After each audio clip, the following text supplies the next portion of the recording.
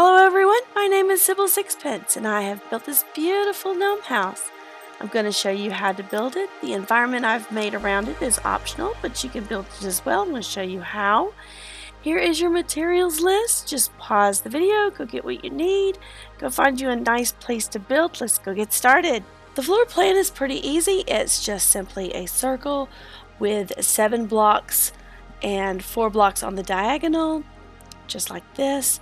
We're going to make it double layered so that we end up with the front porch, the windows, and the door in the front. I'm going to go up 3 high and then just go all the way around the building, adding windows as I see fit. Not every wall has to have a window, so the back 2 diagonal walls are not going to have windows. If you prefer a window there, you can. If you don't want a window at any of the walls, you don't have to put one in. I am using primarily mossy cobble, but later I will texturize. For the front porch, it's 2 blocks high using mossy brick for the stairs. I am choosing to use purple blocks because with my texture pack it does give me a color that I really like. This deep purple with shades of lighter purple mixed in. I am going 2 blocks high before I'm adding in a stair and echoing that pattern all the way to the very top where they will meet, and I will end it with 2 blocks. To give my roof a nice little peak, I am going to be using stairs all the way around the top of the cobble.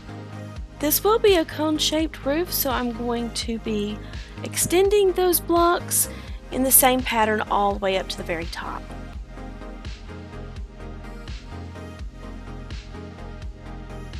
There's actually several ways that you could do a cone-shaped roof.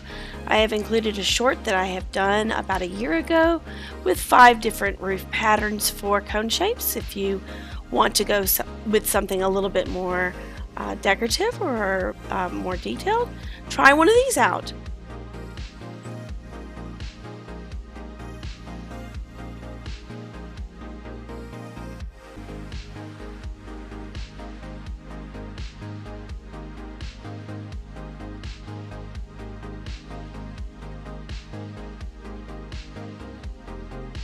I am opting to go with a simpler cone roof because I am kind of visualizing a gnome living in this house and the simplicity of the deeper wood area that I'm going to build in the setting.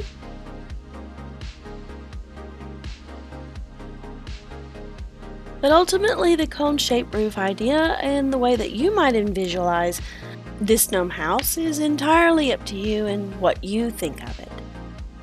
Continuing to use cobblestone, I'm going to make a chimney here. It will be textured. I'm going to broaden it out a little bit and use stairs to indicate wear and tear on the house as well as kind of like these missing brick spaces. I'm going to cap it with a red sandstone wall.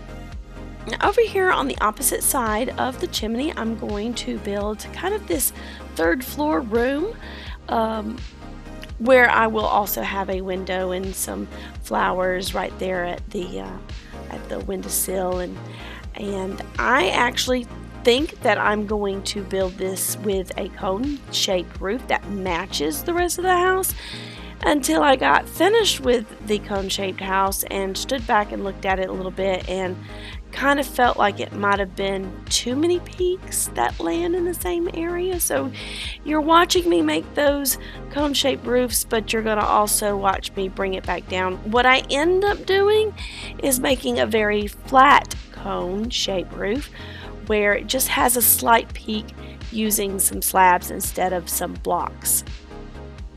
But I guess the lesson here is that not every cone-shaped roof has to look alike. There's more than one way to make a cone roof, and the peak of the roof can change as well. Make it custom to the way that you want it to look.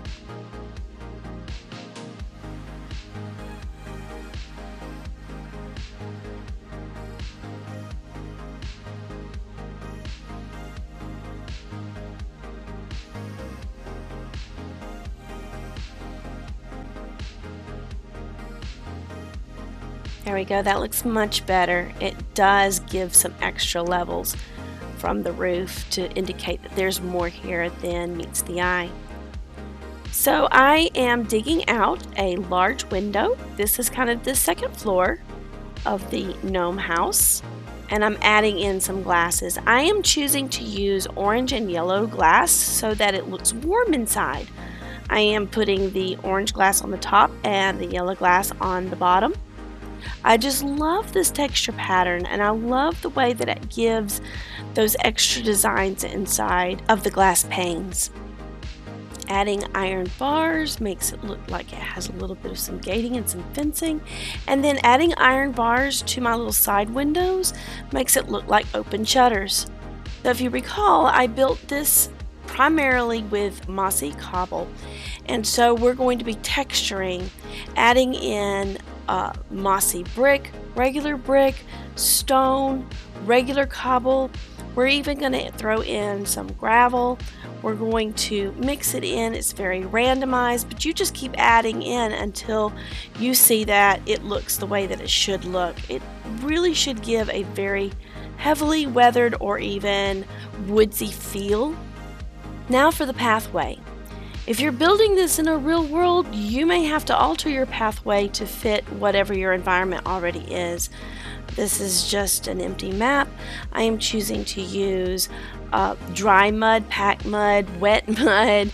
I'm using rooted dirt. I'm using coarse dirt. I am using mangrove roots, the wet ones, and then lining out that path with some iron bars and lanterns.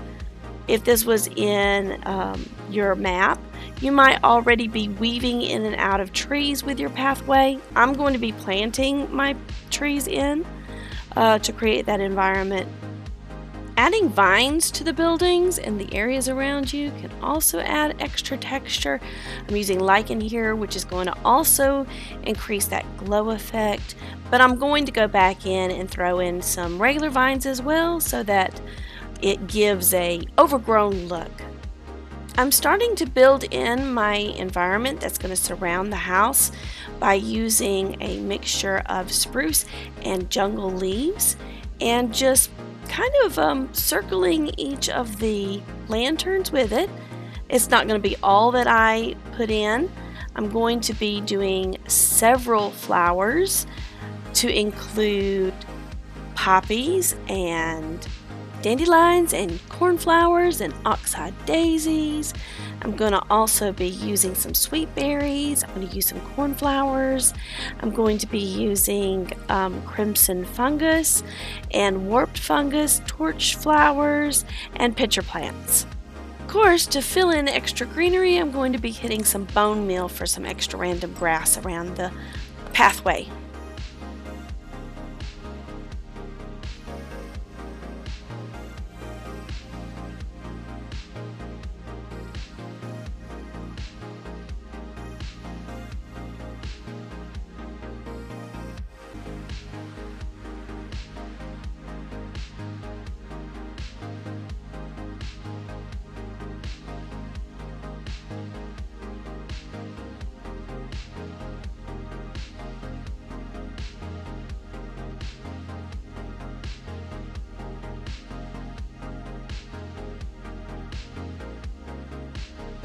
If you're building this in your real-world map, then it's possible you might not have to add all of these greeneries or trees.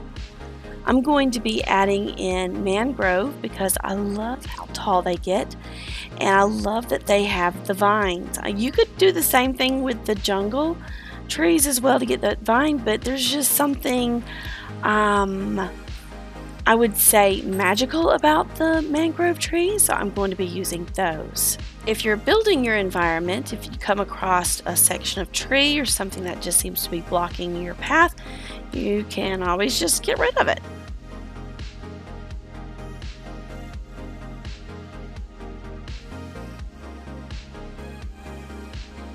Also, if you're building your environment, don't forget behind the house as well. It adds a nice backdrop. If you're choosing to add in some interior, I would recommend adding in spruce planks for your flooring inside the house. And I've given this approximately 3 floors to work with: your main floor, your second floor, and then the little pop-out room in the back with the 3rd floor. And I did not decorate the inside, but make it a wizard's house if you want to. With some dirt or grassy blocks and some mangrove trapdoors, I'm going to be adding in a garden seal underneath the windows. So to make sure that I got the lighting just right, I turned the lights out and had a look. I removed additional trees that might have been blocking my path, and then went around and hidden some spore blossoms underneath the mangrove trees so that you could not see them from the pathway, but it definitely gives off the pollen and the particles look so nice. Can you imagine being on an adventure and coming up to this house? I wonder who lives here. Could it be an old witch? Could it be a wizard? Could it be a dwarf or a gnome? Would you consider building this in your world? Let me know in the comments below. Don't forget to like and subscribe and share the video. And I'll see you next time. Bye-bye. Thank you so much for watching. See you soon.